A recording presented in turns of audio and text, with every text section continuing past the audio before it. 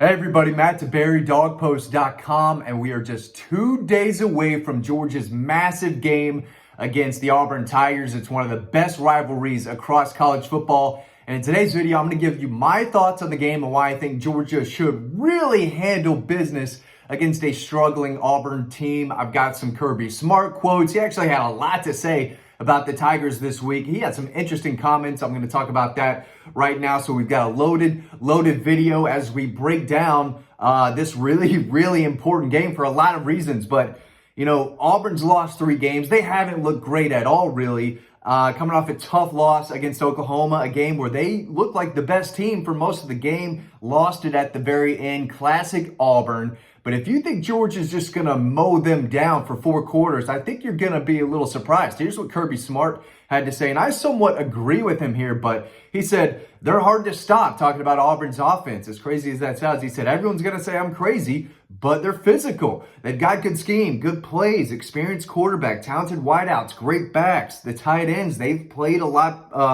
they've played together forever. Those guys have been there playing football forever, so it's not like the moments are too big for them. Experience is value in our league, and they have tremendous experience. What looks good is punts. That's what looks good. He was asked about what do you want to see defensively against Auburn, and he said stops. That's what it looks like. They did not get many stops against Alabama in that first half.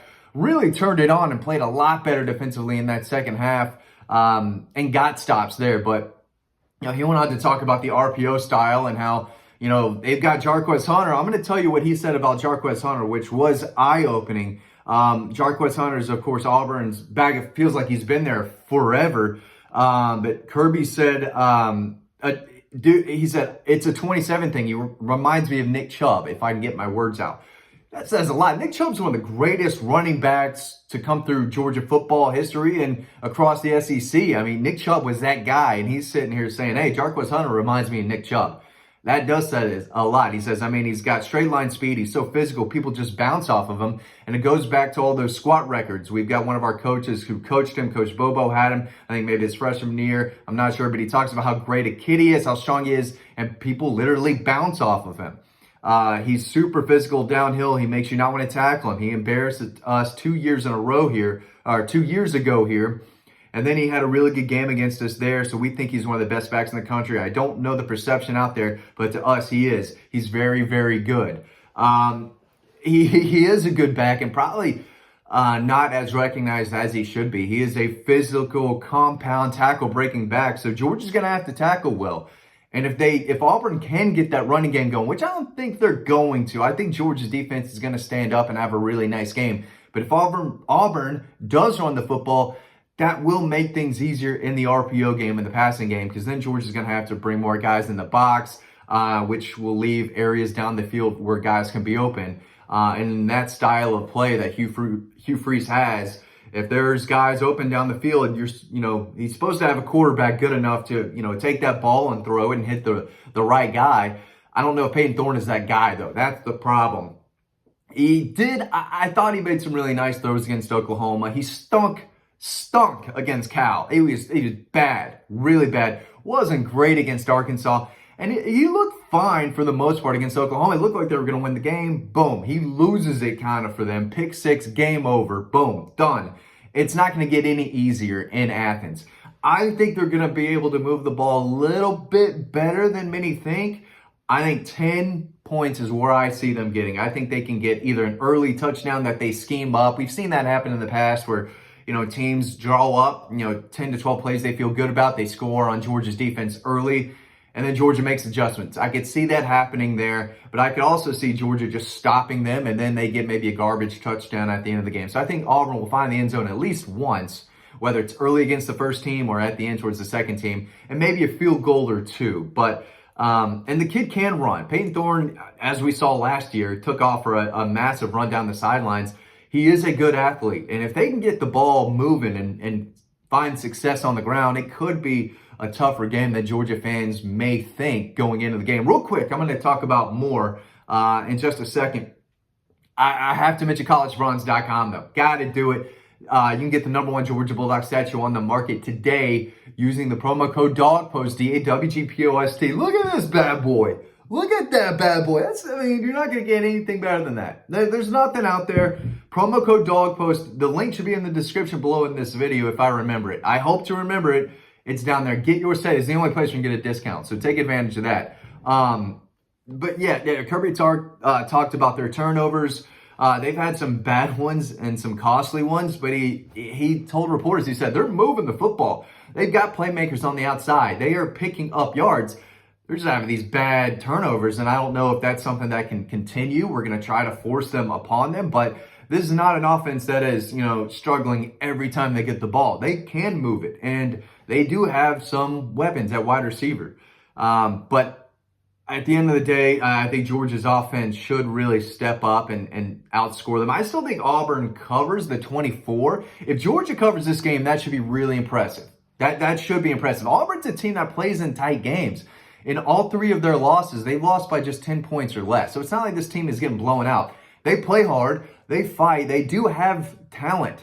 They just don't have a quarterback, but they can make enough plays defensively and on the perimeter. And if they can find a way to get that run game going, they're going to be in this game for at least, 2 to 3 quarters, I think. So I think if Georgia wins, it's a big, big deal. They should win. There's no reason for them to lose this game. I can't see them losing this game. It would be a complete disaster, complete failure on everyone if they lose the game. I'm just not sure if they win the game by 24 points. But I think Georgia will have a comfortable win at the end of the day.